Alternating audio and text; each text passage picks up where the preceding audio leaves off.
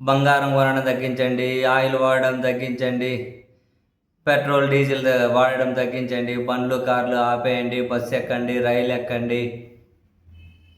ఒక ప్రధాని ఇటువంటి మాటలు ఏదో కాకతాళీయంగా అయితే ఖచ్చితంగానే ఉండరు. గుర్తుపెట్టుకోండి, జనాలను దేనికో మానసికంగా ప్రిపేర్ చేస్తూ ఉన్నారు. ఏదో ఒక విపత్తు అయితే రాబోతుంది అనే ఒక ఆందోళన అయితే నెలకొంటుంది ప్రధాని గారి వ్యాఖ్యల తర్వాత. మరీ ముఖ్యంగా ఆయన విదేశీ మారక నిల్వల గురించి పదే పదే మాట్లాడారు. అవి ఎక్కువ ఖర్చయ్యేది ఎరువులు, చమురుకు, ఎరువులకి ఎక్కువ ఖర్చయ్యేటివి.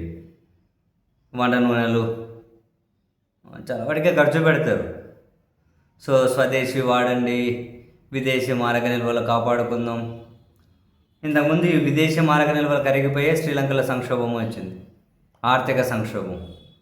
సో మరి ఇప్పుడు ప్రధాని దేనికోసం ప్రిపేర్ చేస్తున్నారు? ఏదో సమాచారం ఉంది, ఏదో ఒక విపత్తు రాబోతుందా, జనాన్ని ప్రిపేర్ చేస్తూ ఉన్నారా?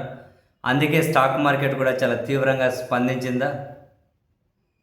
దేశంలో ఇప్పుడు నెట్టింట ఇదే ఒక పెద్ద అనుమానంగా చర్చ జరుగుతూ ఉంది. ఏం లేకుండా ఏం మాట్లాడారు? ఇరాన్ అమెరికా యుద్ధం ఏమైనా ముదిరి మరిన్ని దేశాలకు విస్తరించబోతుందా? వాణిజ్య యుద్ధం జరగబోతుందా? ఆహార సంక్షోభం రాబోతూ ఉందా? ఏం జరగబోతోంది?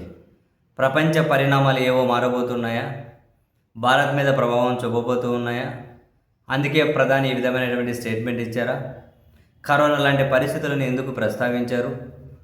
ఏదో ఒక పేద విపత్తుకు దేశ ప్రజలను మానసికంగా ప్రధాని సిద్ధం చేస్తూ ఉన్నారా?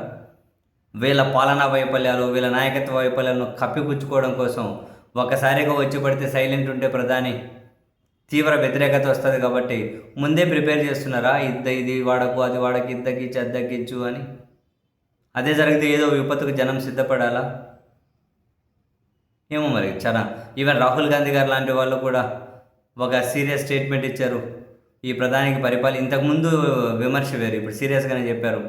ప్రధానికి పరిపాలించే హక్కు లేదు, ఆయన స్థాయి కోల్పోయారు, ఆయనకు ఆ శక్తి కూడా ఉన్నట్లు లేదు, సో ఆయన తప్పుకోవడమే బెటరు అని.